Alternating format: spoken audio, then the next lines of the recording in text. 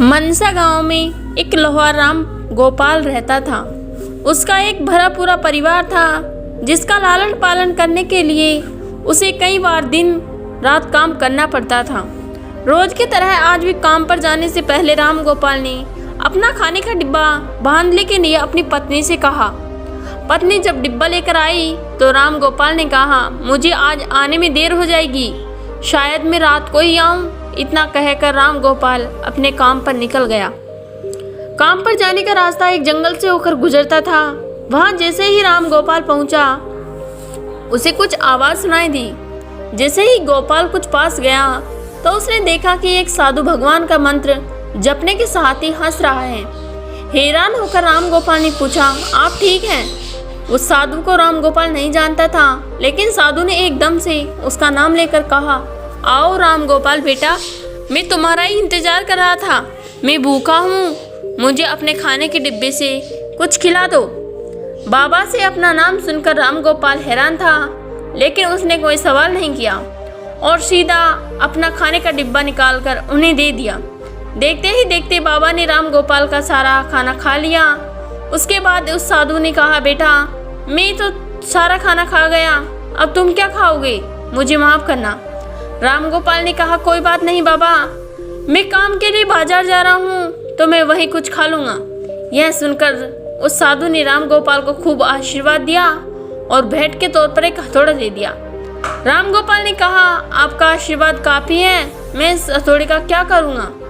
इसे आप ही रखिए। साधु ने जवाब देते हुए कहा, बेटा यह मामूली हथौड़ा नहीं है, यह जादुई हथौड़ा है जो मेरे गुरु ने मुझे दिया था और अब मैं इसे तुझे दे रहा हूँ क्योंकि तुम्हारा दिल साफ है। इसका इस्तेमाल अच्छे कामों के लिए ही करना और किसी दूसरे के हाथ में इसे कभी मत देना। इतना कहकर वह बाबा वहाँ से अदृश्य हो गई। राम गोपाल अपने हाथों से हथौड़ा लेकर बाजार काम करने के लिए चला गया। औजार बनाने से पहले उसके दिमाग में आया कि आज इसी हथौड़े से लोहा पीटता हूँ। जैसे ही उसने लोहे पर हथौड़े से चोट मारी तो वह सीधा औजार बन गया। दूसरी चोट में लोहे के बर्तन बन गए। राम गोपाल समझ गया कि यह सही में जादुई हथौड़ा है। वो जो बनाने की सोच रहा, लोहे पर चोट मारता, लोहा सीधा वही बन जाता। जादुई हथौड़े की वजह से राम गोपाल का काम जल्दी खत्म हो गया और वो अपने साथ ही उस जादुई हथौड़े को लेकर घर चला गया। इसी तरह रोज राम गोपाल उस हथौड़े से जल्दी जल्दी काम खत्म कर लेता और कई बार ज़्यादा बर्तन बनाकर उन्हें गांव के लोगों को बेच देता था। धीरे धीरे उसके घर की हालत पहले से कुछ ठीक होने लगी। एक दिन गांव का मुखिया उसके घर आया और बोला, हम गांव वालों को शहर जाने में बहुत ज़्यादा समय लगता है, क्या तुम अपने हथौड़े से गांव और शहर के बीच आने वाले का एक पहाड़ तोड़ने में मदद करोगे?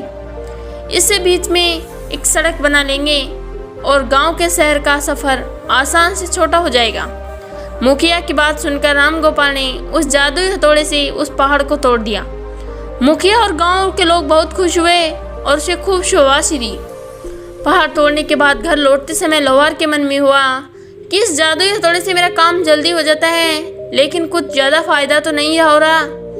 इसी सोच में मैं डूबे हुए लोहार घर जाने की जगह दुखी होकर जंगल की तरफ चला गया।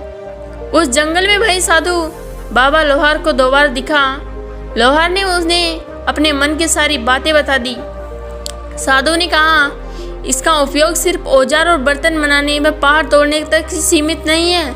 इससे तुम अपने मन का कुछ भी बना सकते हो और किसी भी कठिन चीज़ को आसानी से तोड़ सकते हो। राम गोपाल के अच्छे से साधु बाबा उस जादुई हथौड़े को इस्तेमाल करने का तरीका सीखा और उसके बाद राम गोपाल ने बहुत धन कमाया। आज राम गोपाल एक अमीर आदमी बन गया है। अभी भी जब भी ज़रूरत महसूस होती है तो उस जादुई हथौड़े का इस्तेमाल कर लेता है। इस कहानी से हमें सीख मिलती है, चाहे कोई भी वस्तु हो, यह दिमाग का इस्तेमाल पूरी तरह से करना चाहिए। साथ ही अपने पास मौजूद सामान का मोल समझना जरूरी है। व्यर्थ हताश होने से काम नहीं बनता है। यदि आपको मेरी वीडियो पसंद आई हो तो लाइक एंड सब्सक्राइब कीजिए। धन्यवाद।